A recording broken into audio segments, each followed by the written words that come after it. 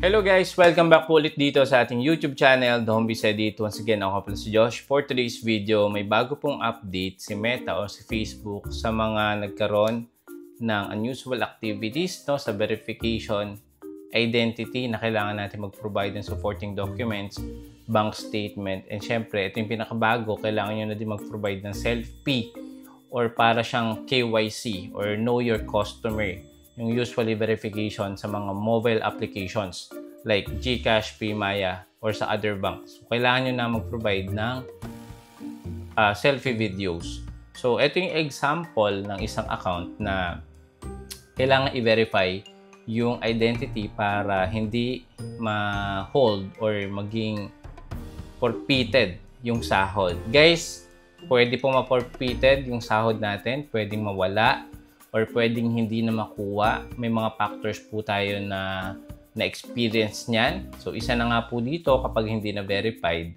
And yung pangalawa is usually, ang tagal ko na din na-encounter to, kung kayo po is naka-non-profit, matagal po bago makuha yung sahod, or meron talaga nakita hanggang ngayon hindi pa rin nakukuha dahil naka-non-profit, or mali po yung business type na nailagay. Instead na individual, ang nalagay po is non-profit. So, mahirap pong sitwasyon yon. Pero, for today's video, magbe-base muna tayo dito sa verify your identity.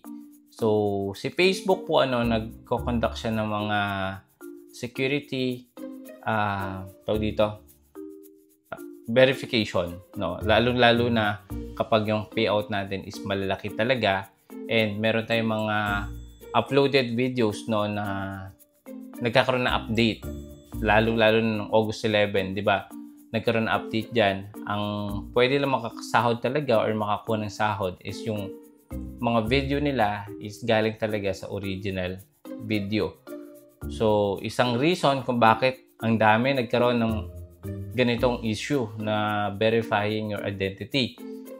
So, paano nga ba natin ito mabe-verify? So, kailangan po natin mag-provide ng proof of identity. Kung ano po yung nakapangalan sa profile nyo or sa Facebook account nyo, yun dapat yung ipoprovide natin ng documents. Lalong-lalo na kung ang hinahabol natin dito is yung sahod. Imaginein mo na expected mo siya sa September 25 and madedelay na naman siya sa mga susunod na buwan dahil hindi ka pa nga na-approve dito sa verification your identity. So, mahirap po yan kasi tatagal ng tatagal and base kay Facebook, so ipapakita ko sa inyo mamaya kung tayo ay hindi nakapag-provide within 3 months to 6 months ng verification ng ating identity, pwede ma-forfeit or ma-forfeited yung ating sahod. So ngayon, kapag clinic natin itong verification documents, imagine guys, 5,000. Ito is mababa lang to, may nakita ko na ang lalaki talaga nagkaroon ng problem regarding dito. And still, wala pa silang update. Pero sana gawan to ng paraan ni Facebook na kung ano yung mapoprovide ng ID, sana i-approve kagad nila kasi sobrang sela nilang yung sa ID. Yung iba, ang daming rejection na receive and then paulit-ulit sila nagsasubmit ng documents. Imagine guys, kung sa $5,000 na lang sa 56 pesos, that's around almost 300,000 pesos yung kanilang pending na sahod, which is dapat, di ba, makakatulong din ito para makapag-create pa ng content at magpatuloy dito sa Facebook Reels journey nila. Pero yun nga, dahil nga ganito nang kahirap ngayon, lalong-lalo sa may mga sahod at nagkaroon sila ng verification your identity, natatagalan yung pag-release ng sahod. Okay, hindi lang dito meron din tayo sa bangko. So, iba pang topic yan. Ito is issue talaga ito ni Facebook ngayon. So, next, kapag binerify natin yung identity, kailangan natin mag-upload ng documents ID. I suggest ang upload nyo po driver's license or passport. Yan. Pangalawang procedure, you need a short video of your turning your head in different direction. So, para na siyang mga mobile applications na kailangan na talagang video login, parang ganoon, para ma-approve yung inyong account. And then yung last, upload your bank statement. So dito, kailangan nating isend yung screenshot ng ating mobile banking or ng PayPal within 6 months po na transaction. So, kailangan active po yung bangko natin kung tayo ay mag-link ng bangko dito kay Facebook para tayo sumahod. Dapat po active siya within 6 months na transaction sa inyong mga respective bank account. Okay. So, ngayon, ito yung sample video update na kailangan na po natin mag-take ng video selfie. Sabi dito, we need a short video of your turning head in different direction. So, kailangan po, kung kayo ay magsi-selfie video, kailangan po okay po yung area, well lit area or malinis yung background, walang naglalakad, dapat kayo lang po. Hold your phone on eye level and then follow the third instruction on screen. So, and start selfie. So, don't worry, secured naman yan kapag tayo ay nag-send ng selfie video. And then, ito na po yung mag-a-appear, identity confirmation and progress. So, maghihintay lang po tayo ng 48 hours, pero wag po kayong maghintay ng ganito na kadali kasi yan ay tumatagal ng buwan bago po ma-approve ang inyong verification identity. Yung iba, based on my experience, tumatagal sila ng 2 months or 3 months bago sila na-approve at bago natanggal yung kanilang unusual activities sa kanilang payout. So, kailangan nyo po yung i-appeal. Kailangan nyo magkaroon ng direct support sa Meta. Kaya, I suggest kung kaya nyo namang mag-Meta verified subscription, mag-verified na kayo ng inyong account para meron kayong direct support mula kay Meta. Huwag kayong maniniwala na 48 hours ma-approve na kagad. Hindi po ganun kabilis. Tumatagal po yan ng ilang linggo, ilang buwan. So, based on my experience. Then next, kailangan nyo din mag-send ng ID.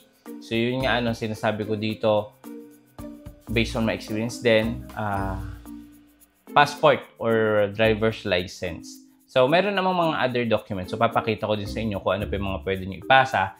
Pero kung meron talaga kayong passport na hindi pa expired or driver's license na hindi pa expired, yun po yung ipasa nyo. Mabilis po siya ma-approve. So, ito yung mga other ID or documents na pwede. National ID,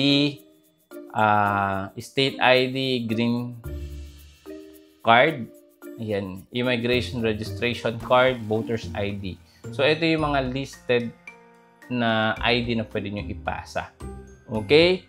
And then, ito guys yung patunay, galing po ito kay Meta. Base po ito kay Meta. Sabi dito, if you don't provide documentation that verifies your identity or if your identity is unable to verify from the documents you provide, after 60 days, after 3 months, you won't be able to earn money until your identity can be verified. So, wala po tayong mag-gain na revenue sa ating mga tools. So, alam niyo naman yung mga tools natin. Pwede sa stars, sa short video or reels, stream ads, subscription. So, wala tayong makukuha na sahod within 3 months kapag hindi tayo nakapag-verify ng ating identity. And then yung pangalawa and pinakalas, after 90 days, sa loob po ng 6 na buwan, you'll forfeit and waive all right to receive your earnings. Okay, so ito po yung nakakatakot guys, na ma-receive nyo and sana, wag naman guys, kung kayo ay makaka-receive ng email na nakalagay is, sorry, we regret to inform you that ginawa na namin lahat ng makakaya namin and wala na kaming magagawa. Parang ganon. Yung email na yun, guys, sana hindi nyo ma-receive yan. Kasi yan po yung isa sa nakakakaba na email pag na-receive nyo. Kasi nga, di ba, ang tagal nyo na hindi na-verify, so posible talaga i-forfeit or ma-waive po yung revenue nyo mula dito kay Facebook. So sana wag naman yan, kaya ganun pa man, kailangan nyo kagad yang i-resolve, no? Kailangan nyo mag-provide ng ID, kailangan nyo i-appeal. And guys, i-share nyo tong video na to. Baka meron kayong mga kakilala content creator, live streamer, diba? Na ganito yung issue. So kailangan po nila kagad makapag-provide within 3 months na makakapagpatunay na sila po yung may hawak ng kanilang account at sila po ay existing na may-ari ng page or ng profile. Yun lang guys, maraming salamat. Don't forget to subscribe, click the bell icon para pag meron tayong mga next video upload, manonotify po kayo agad. See you again sa next video. Bye-bye!